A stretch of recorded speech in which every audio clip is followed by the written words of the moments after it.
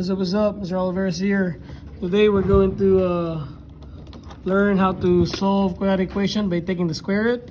Basically with involvement of imaginary numbers or with the negative radicand. Okay, so by now we should know that we cannot get a square root of negative 2. It will be a non-real or no real solution.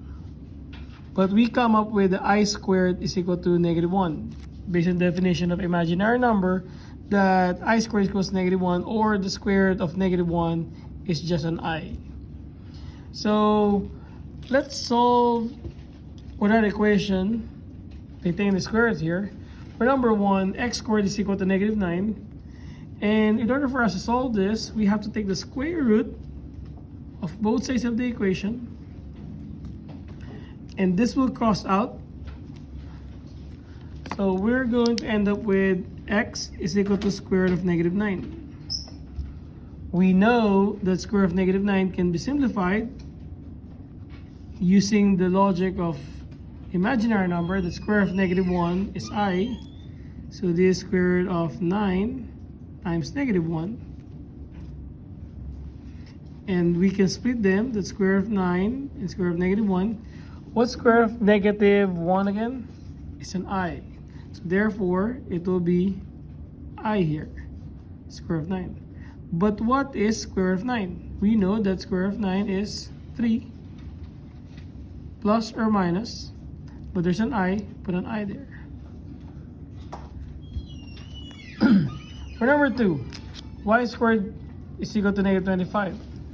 Doing the same thing, we're going to take the square root of both sides. This will cross out. So now we're going to have a y is equal to square root of negative 25. If you understand this idea in example number 1, it's simpler to say that every time we have a negative inside the square root or an even root, we just have to take out an I there. And a positive negative.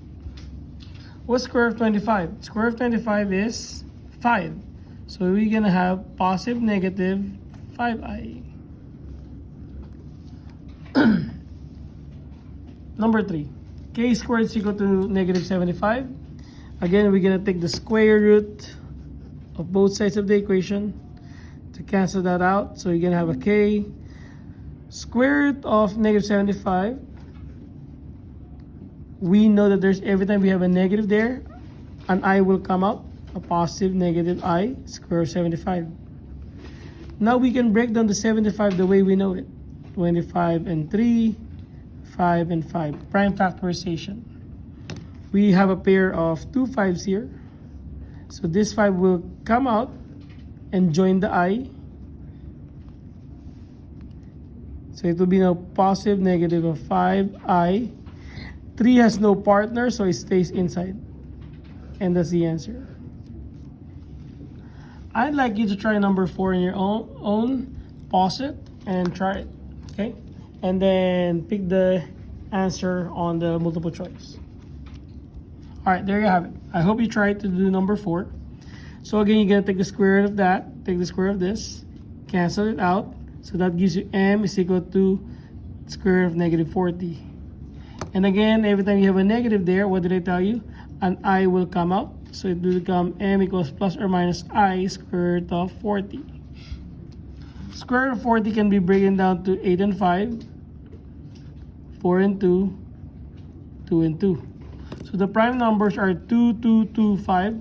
And you have a pair of 2 here. So a 1, 2 will come out and join the I. Plus or minus 2i. 5 and 2 here has no other partner. So we multiply them. 5 times 2 is 10. So this will be 10 here. And that's the answer. Very easy, right? I hope you learned something. Kaboom.